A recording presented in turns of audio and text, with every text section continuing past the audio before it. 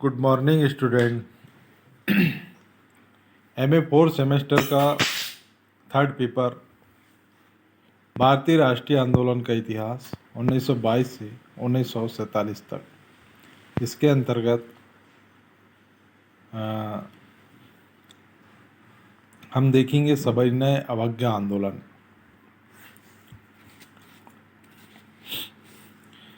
सविनय अवज्ञा आंदोलन की विधिवत घोषणा अब ये जो है सविनय अवज्ञा आंदोलन, इसमें गांधी जी के आने के साथ ही भारतीय राजनीति में एक महत्वपूर्ण परिवर्तन आया और भारत देश को आज़ाद करने में गांधी जी का अतुलनीय योगदान रहा। आइए हम बात करते हैं सविनय अवज्ञा आंदोलन की। यद्यपि सविनय अवज्ञा आंदोलन की विधिवत घोषणा महात्मा गांधी के द्वारा 22 मार्च 1930 को की गई थी,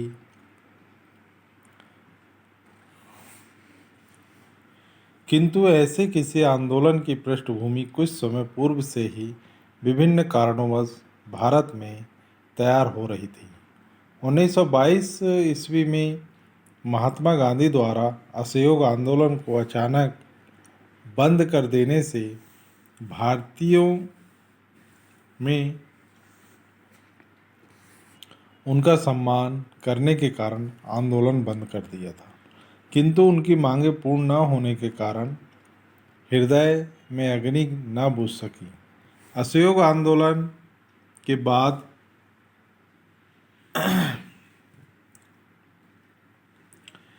1930 में 30 तक स्थिति और भी गंभीर बनी रही तथा भारतीय इतिहास में ब्रिटिश शासन के विरुद्ध रोष बढ़ता चला गया। यही कारण था कि पहले कांग्रेस अधिराज डोमिनियन स्टेट्स प्राप्त करने की मांग से ही संतुष्ट थी। अब वह पूर्ण स्वराज की अपेक्षा कर रही थी। 1929 की लाहौर कांग्रेस में जवाहरलाल नेहरू ने कहा, आज हमारा सिर्फ एक लक्ष्य है,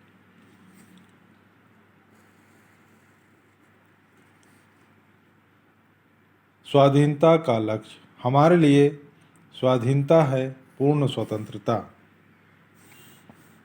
सरकार की नीतियों ने देश की आर्थिक एवं राजनीतिक स्थिति को क्षीण कर दिया था। इसी समय उत्पन्न विश्वव्यापी आर्थिक संकट ने भारतीय किसानों, राजनीतिक स्थिति व उद्यमियों की स्थिति और खराब कर दी, किंतु अंग्रेजी सरकार ने अंग्रेजी सरकार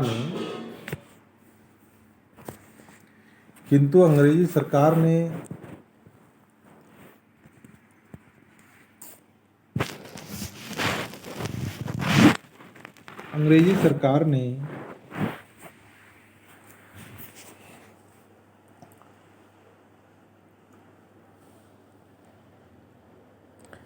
अपनी शोषण की नीति में कोई परिवर्तन नहीं किया।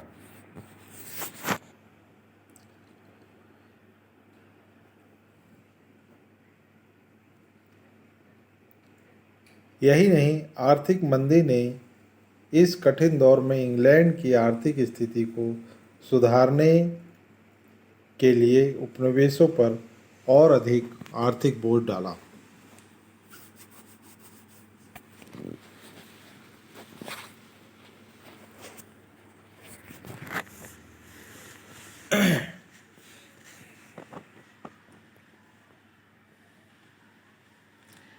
जिससे जनता के कष्टों में और अधिक वृद्धि हुई। वह जनता सत्याग्रह जैसे आंदोलन के अतिरिक्त और कोई स्थिति से निपटने का नहीं था। इसका एक प्रत्यक्ष उदाहरण गुजरात में बारदोली के किसानों ने 2829 में प्रस्तुत कर भारत के लोगों को उत्साहित किया। बारदोली में सरकार द्वारा भूमि कर 25% बढ़ा देने के विरोध में यह आंदोलन किया गया था, जिसमें किसानों ने वल्लभ भाई पटेल के नेतृत्व में शांतिपूर्ण सत्याग्रह का आश्रय लिया और सरकार को लगान बढ़ाने के आदेश को वापस लेने पर विवश कर दिया। इस घटना से स्पष्ट हो गया कि यदि अपनी मांगों के लिए संगठित रूप से देशव्यापी आंदोलन किया जाए तो सरकार को झुकने पर विवश किया जा सकता है। साइमन कमीशन के भारत आगमन व नेहरू रिपोर्ट को स्वीकार न किए जाने से भारतीयों में असंतोष व्याप्त था। इस समय भारत में रूसी क्रांति से प्रभावित होकर अनेक समाजवादी व साम्यवादी शक्तियों का विकास हो रहा था, जिनको कुचलने के सरकार द्वारा प्रयत्न किए जा रहे थे। भारत में अखिल भारतीय ट्रेड यूनियन और भी तीव्र होती जा रही थी। इसके पश्चात भी ब्रिटिश शासकों के रुख में परिवर्तन नहीं हुआ। ब्रिटिश शासन में भारतीयों का सहयोग स्वीकार करने को तैयार न थे। सीतारमैया ने ब्रिटिश नीति के विषय में लिखा,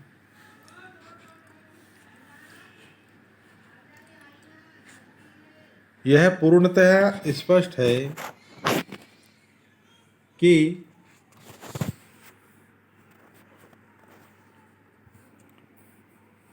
भारत को न तो आत्मनिर्णय करने की न संयुक्त रूप से निर्णय करने की अपितु दूसरे निर्णय पर निर्भर रहने की आशा करनी चाहिए।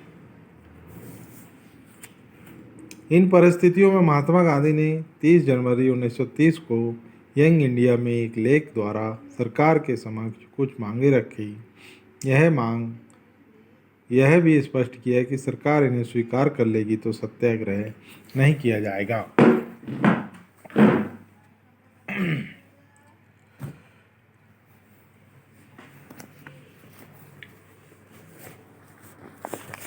सत्याग्रह नहीं किया जाएगा। ये मांगे निम्नानुसार हैं।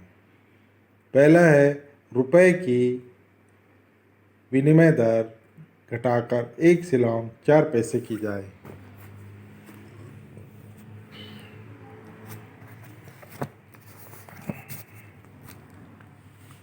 लगान 50% से कम हो।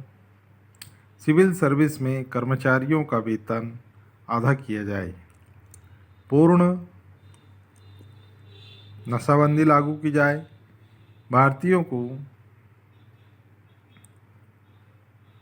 बंदूकें रखने का लाइसेंस प्रदान किया जाए। नमक पर से कर समाप्त किया जाए। अहिंसात्मक ढंग से कार्य करने वाले राजनीतिक बंदियों को छोड़ दिया जाए। गुप्तचर विभाग बंद कर दिया जाए अथवा उस पर सार्वजनिक नियंत्रण स्थापित हो। तटीय यातायात रक्षक विधेयक पारित किया जाए। सैनिक व्यय में कम से कम 50% की कटौती की जाए। रक्षात्मक शुल्क लगाया जाए और आयातित कपड़ों के आयात में कमी की जाए। गांधी जी के इस लेख ने भारतीय राष्ट्रीय कांग्रेस के नेताओं को हतप्रभ कर दिया, क्योंकि इनमें से अधिकांश मांगे आर्थिक थी तथा कांग्रेस के लाहौर अधिवेशन में लिए गए निर्णय पूर्ण स्वराज का कहीं नाम तक नहीं था। गांधी जी ने सरकार को यहाँ तक आश्वासन दे दिया था कि यदि ये मांगे स्वीकार कर ली गई तो आंदोलन नहीं किया जाएगा। अतः कांग्रेस के नेताओं द्वारा गांधी जी की कटु आलोचना भी की गई। सरकार ने गांधी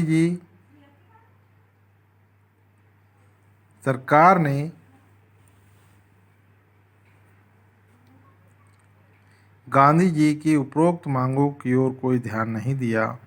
इसके साथ ही सरकार ने कांग्रेस के प्रमुख नेताओं को बंदी बनाना प्रारंभ कर दिया। इसी समय सरकार की आर्थिक नीतियों के विरोध में केंद्रीय तथा प्रांतीय व्यवस्थापिकाओं के 172 सदस्यों ने त्याग पत्र दे दिया। तो इस प्रकार की घटना 1930 में घटी। अब आइए देखते हैं कि आंदोलन किस प्रकार से शुरू हुआ या प्रारंभ हुआ।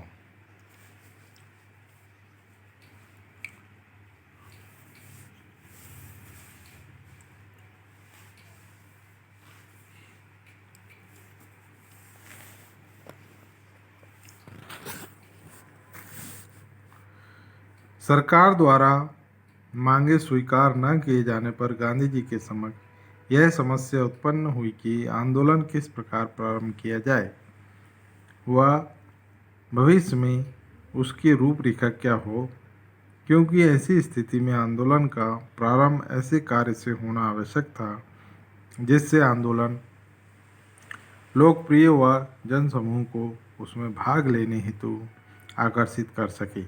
अतः गांधी जी ने इस आंदोलन का शुभारंभ नमक कानून को तोड़कर करने का निर्णय लिया, क्योंकि इस कानून से समाज के प्रत्येक वर्ग व विशेषतः गरीब वर्ग अधिक प्रभावित होता था।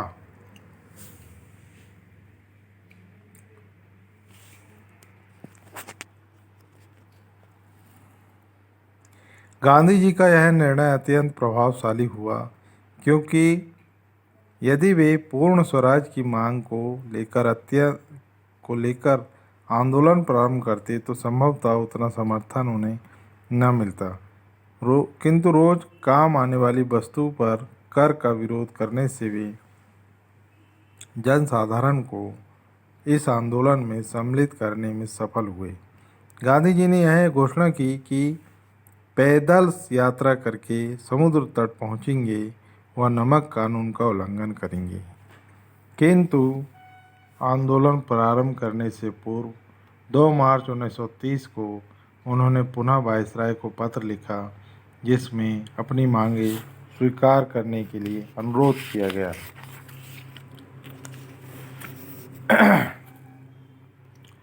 साथ ही उन्होंने अंग्रेजी शासन को भारत के लिए अभिशाप बताया। इस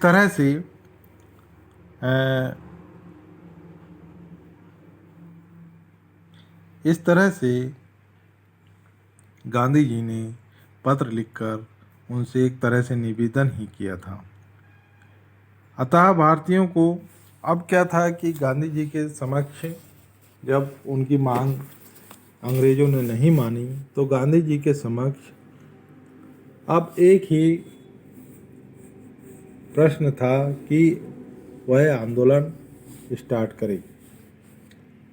गांधी जी ने वायसराय को लिखा कि इस प्रकार सरकारी नीतियां भारत का राजनीतिक, आर्थिक व सांस्कृतिक शोषण कर रही है तथा भारत के इन कष्टों को निवारण तभी संभव है जबकि उन्हें स्वराज प्राप्त हो।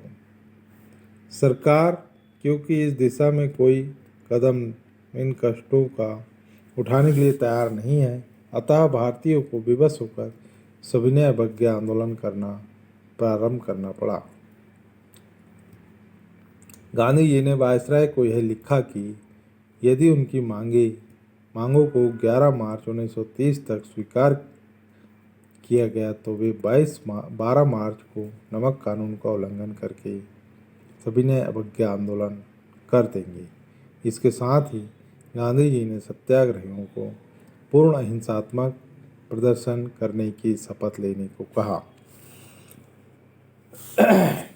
गांधी जी ने जैसा कि अपेक्षा थी, वायसराय ने गांधी जी की शर्तों को स्वीकार करने से मना कर दिया। अब गांधी जी के सामने एक ही प्रश्न था। उन्होंने कहा था, मैंने घुटने टेक कर रोटी मांगी, परंतु मुझे रोटी के बजाय पत्थर मिला। उन्होंने पुनः कहा, भारत एक विशाल कारागार है, मैं इस कानून को नहीं मानता। देश देश में झंडे के जोर से शांति स्थापित है, मैं इससे ऊब गया हूँ और इससे मुझे बड़ा दुख होता है। मैं उसको भंग करना अपना कर्तव्य समझता हूँ। इस शांति से राष्ट्र की सांस रुक रही है, क्योंकि उसको निकलने का कोई मार्ग नहीं है। इस तरह के विचार गांधी जी ने प्रकट किए। अब 12 मार्च 1930 को प्रातः 6:30 पर साबरमती आश्रम से गांधी जी ने 78 अनुयायियों के साथ 241 मील दूर डांडी नामक स्थान के लिए पदयात्रा प्रारंभ की और 24 दिनों की यात्रा पूरी करके महात्मा गांधी व उनके सहयोगियों ने 5 अप्रैल को डांडी पहुँचे व 6 अप्रैल को प्रातः काल में गांधी जी समुद्र तट पर पहुँचे तो सरोजिनी नायडू ने उनका स्वागत करते हुए कहा, विधि भंजक मतलब कि कानून तोड़ने वाले, तुम्हारा स्वागत है। गांधी जी ने वहां नमक एकत्र कर नमक कानून को भंग कर दिया। इस प्रकार 6 अप्रैल 1930 को सविनय अवज्ञा आंदोलन प्रारंभ हो गया। धन्यवाद। इस वीडियो में किस प्रकार से गांधी जी ने सविनय अवज्ञा आंदोलन शुरू किया और उस समय पर कितने सारे लोगों ने उनका साथ दिया था। लगभग पूरे देश के लोगों ने, पूरी देश की जनता ने इस नमक कानून को तोड़ने में उनकी सहायता की। धन्यवाद।